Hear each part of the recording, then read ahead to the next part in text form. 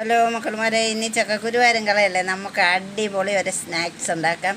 ചക്കക്കുരു എല്ലാം ഒന്ന് കട്ട് ചെയ്ത് 2-3 കട്ട് ചെയ്യുക. തൊലിയൊന്നും കളയ വേണ്ട. എന്നിട്ടൊക്കെ ഒന്ന് കട്ട് ചെയ്ത് കൊണ്ടുവന്നതിന് ശേഷം അതൊന്ന് വറുത്തെടുക്കുക. വറക്കുമ്പോഴേ അത് നന്നായിട്ട് വേവും. അപ്പം നമുക്കൊരു മുറത്തിലിട്ടൊന്ന് തിരുമ്പുമ്പോഴേ അതിൻ്റെ തൊലി അങ്ങ് പോകും.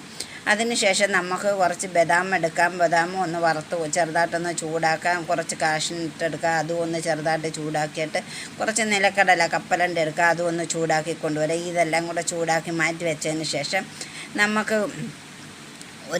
ഒരു കുറച്ച് അരി ഒന്ന് വറുത്തെടുക്കാം. അതും കൂടെ വറുത്ത് കൊണ്ടുവന്നതിന് ശേഷം അത് ചൂടാറാൻ വെക്കാം. അതിന് ശേഷം നമുക്ക് കുറച്ച് ശർക്കര നമുക്ക് ഉരുക്കിയെടുത്തതിന് ശേഷം ഇതെല്ലാം കൂടെ ഒന്ന് പൊടിച്ചു കൊണ്ടുവരാം.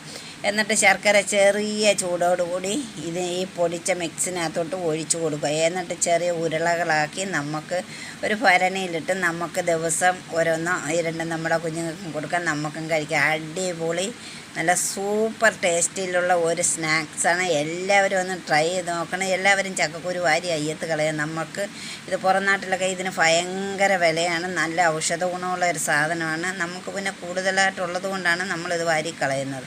എന്നാലും കുറച്ച് നമ്മൾക്ക് സേഫ്റ്റിയായിട്ട് സൂക്ഷിക്കാം. അപ്പോൾ ഇതുപോലൊക്കെ ഉണ്ടാക്കി കഴിക്കാം. അപ്പോൾ എല്ലാവർക്കും ടാറ്റാ.